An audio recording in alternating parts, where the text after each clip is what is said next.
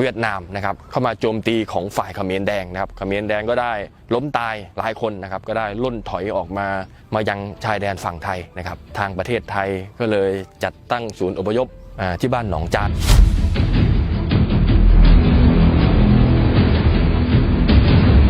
ซึ่งต่อมาเนี่ยมีสมเด็จพระบรมราชชนนีพันปีหลวงพระองค์ได้เมตตาทรงเสด็จมาเยี่ยมก็ได้มีการแจกจ่ายข้าวปลาอาหารแห้งนะครับแล้วก็มีมอบอาชีพให้กับชาวกัมพูชานะครับ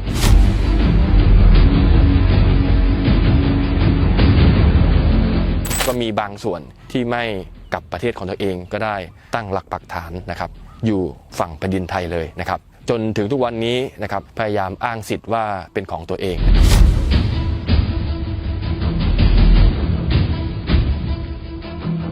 เพจ Facebook สายสืบโซเชียลของจ่าหนุ่มครับที่ล่าสุดครับเจ้าตัวได้ลงพื้นที่บ้านหนองจานอำเภอโคกสูงจังหวัดสระแก้วและได้ออกมาโพสต์คลิปวิดีโอเตือนสติเขมรพร้อมกับระบุข้อความว่าเขมรนับแสนคนลืมแล้วหรือครั้งหนึ่ง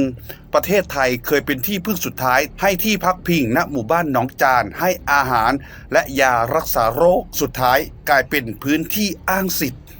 ตอนนี้ผมอยู่ที่บ้านหนองจานอำเภอโคกสูงจังหวัดสระแก้วนะครับซึ่งพื้นที่แห่งนี้นะครับกำลังเป็นประเด็นอยู่นะครับซึ่งมีชาวกัมพูชานี่ได้มาพักอาศัยนะครับตั้งแต่เขมรมีสงครามกลางเมืองนะครับเมื่อปี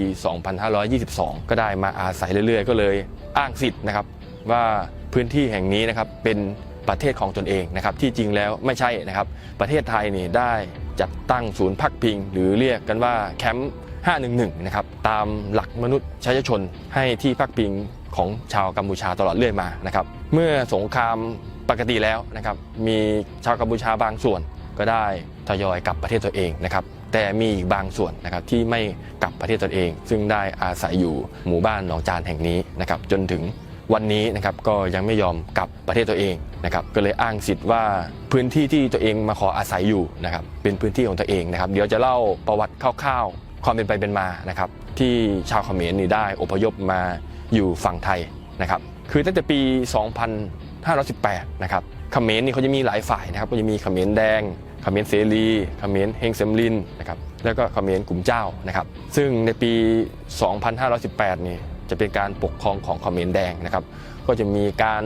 ปกครองแบบฆ่าทุกคนที่เห็นต่างนะครับแล้วก็ฆ่าล้างเผ่าพันธุ์นะครับเกือบ2 ล้านคนก็จะมีบางกลุ่มเขมรเสรีแล้วก็กลุ่มเขมรเฮงซัมลินนะครับนำโดยนายฮุนเซนนะครับก็ได้ไปนำทัพเวียดนามนะครับเข้ามาโจมตีของฝ่ายเขมรแดงนะครับเขมรแดงก็ได้ล้มตายหลายคนนะครับก็ได้ล่นถอยออกมายังชายแดนฝั่งไทยนะครับทางประเทศไทยก็เลยจัดตั้งศูนย์อพยพ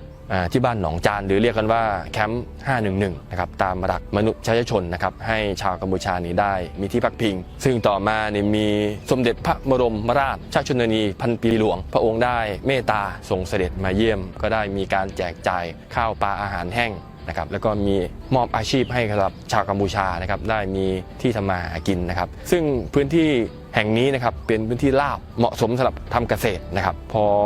เหตุการณ์ปกติชาวเขมรบางส่วนก็ทยอยกลับประเทศของตัวเองนะครับแล้วก็มีบางส่วนที่ไม่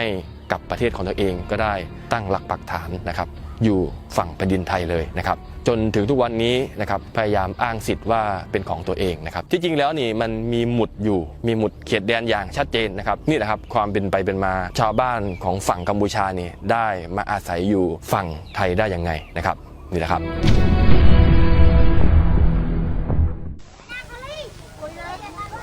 This wooden bridge marks the arrival of these Kampuchean refugees into Thailand. Soon, they will be living in the biggest refugee camp in the world, a bamboo city that does not yet exist.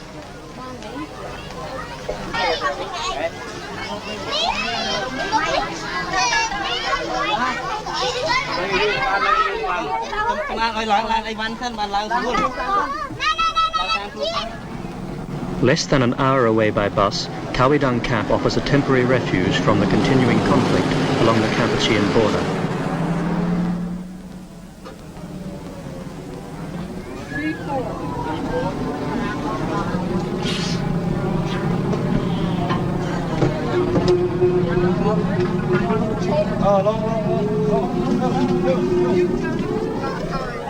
Other arrivals at Khao came from different parts of the border by less comfortable means.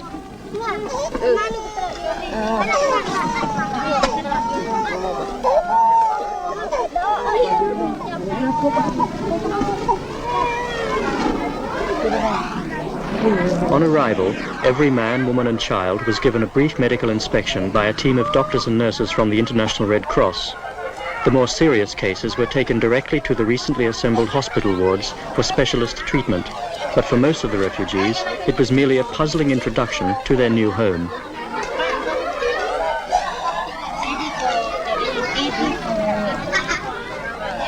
Six. They had to walk nearly 2 kilometers to the hastily prepared site where they will build their new dwellings. Come in. All move over this way. Come with me. No, I'll continue. Yeah, I know, but let's the whole look at the tree in the way.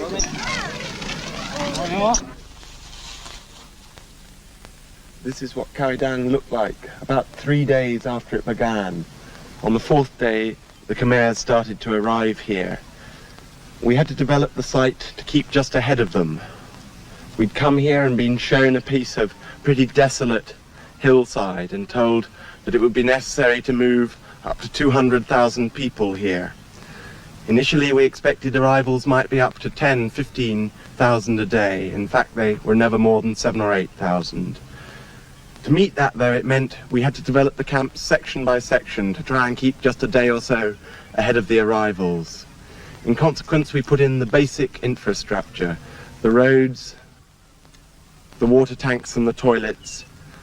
And by day 4, when the first refugees arrived, we had prepared the first section. The groups of 100 separated into smaller sections for distribution of bamboo and plastic. The Office of the United Nations High Commissioner for Refugees created the basic infrastructure of the camp, but all of the really time-consuming work was done by the refugees themselves.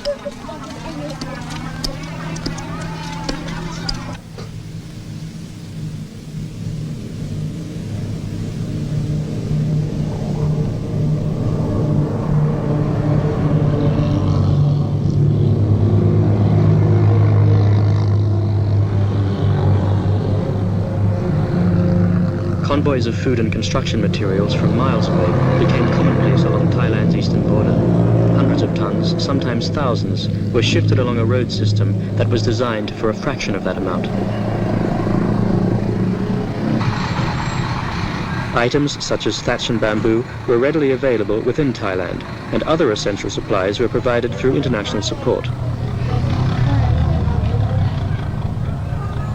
One fortunate development was that Thailand is one of the world's leading rice exporters, so all of the grain provided at Khao could be purchased by the United Nations within the country.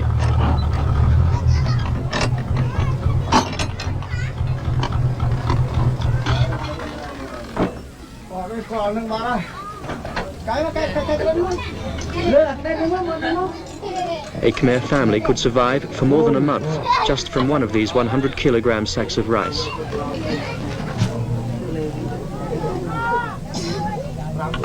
The refugees received all of their essential rations and cooking utensils from the UNHCR: rice, dried fish, cooking oil, and some fresh meat and vegetables.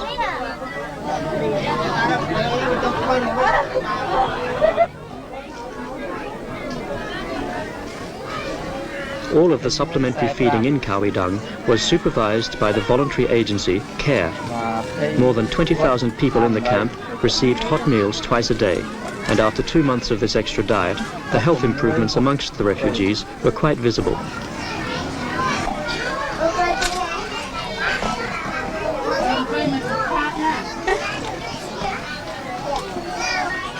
A group who worried us before the move began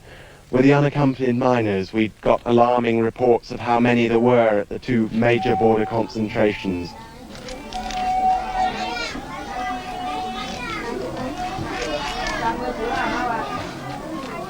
There were more than 1,000 unaccompanied children in the camp.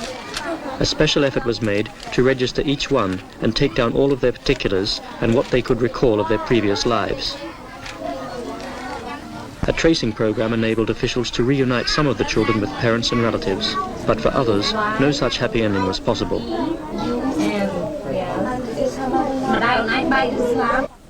Thousands of adults, too, have been lost or separated from Kampuchean relatives abroad, who still hold out hope of one day resuming contacts with their loved ones. Such is their anxiety that rewards are frequently offered for any information about lost family members.